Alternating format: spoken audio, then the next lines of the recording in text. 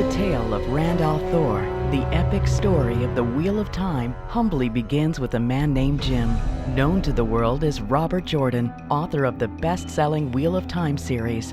James Oliver Rigney Jr. was born October 17, 1948, in Charleston, South Carolina. Growing up, he'd often told about lining up, I think, Jules Verne, Mark Twain, and Jack London, and thinking, I want to write books.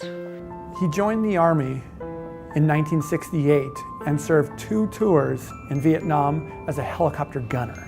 He returned to begin college at the Citadel as a veteran student and took a job as a civilian nuclear engineer working for the United States Navy. And it was during this time that he took a hard look at his life and decided to become a full-time writer. He was in the hospital with a blood clot when he did the thing so many people talk about doing. He threw a book across the room and said, I can do better than that. He wrote something called Warriors of the Altai. I read it and, well, wasn't what I was interested in, but it showed he could do it. So I gave him a contract for a book that became The Fallon Blood. We've been seeing a lot of each other. He brought a tiger claw from Vietnam to show my son. We all came running upstairs to my office one day and said, Mom, he'll take me to see the Star Trek movie. And I said, can I come too? And he said, yes. And I guess that was our first date. She edited Jim and they fell in love and they got married and we all became friends. I've edited every single one of his books except for his Cheyenne Raiders. An agent said to me once, what if he gave you a real piece of rock? And I said, well, he never would. Tom Doherty called me. He had gotten the rights to do a Conan the Barbarian novel. I said, well, Jim could do it. And he liked doing it so much, he ended up writing 7 of them. He was using a new name. As you know, Jim used pen names. Over the next decade, Rigney wrote under many pen names: Jackson O'Reilly, Reagan O'Neill, and of course, Robert Jordan. J.O.R., that was his initials. And I guess the rest just grew. Because the way his mind worked, he'd be working on current stuff, but on the back burner, things are cooking away. Jim said that he had just dreamed to write a big fantasy.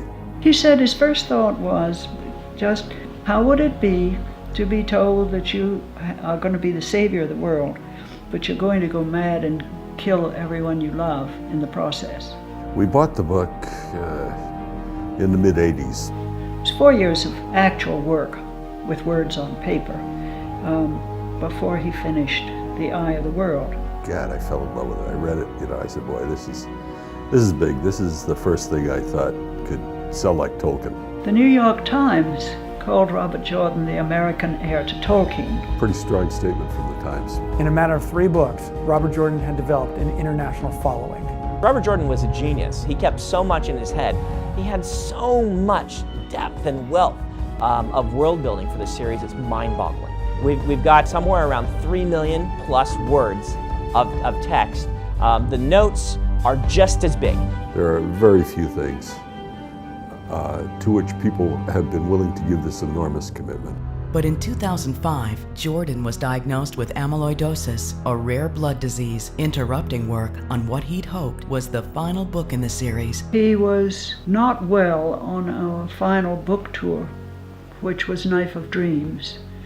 He failed to receive a diagnosis until after the end of the tour.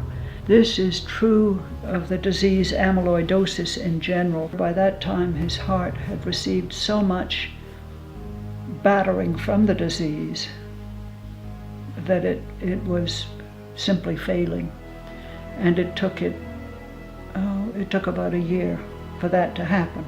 That was so sad. I mean, he was a friend. I took it personally, and he was a brilliant, epic storyteller. There was nobody like him, and it was a terrible loss. He had spoken publicly before that he would destroy anybody who tried to work in his universe, and he would sweep his hard disk 3 times to make sure nobody could ever get anything out of it. But in these last weeks, he was telling us what needed to happen.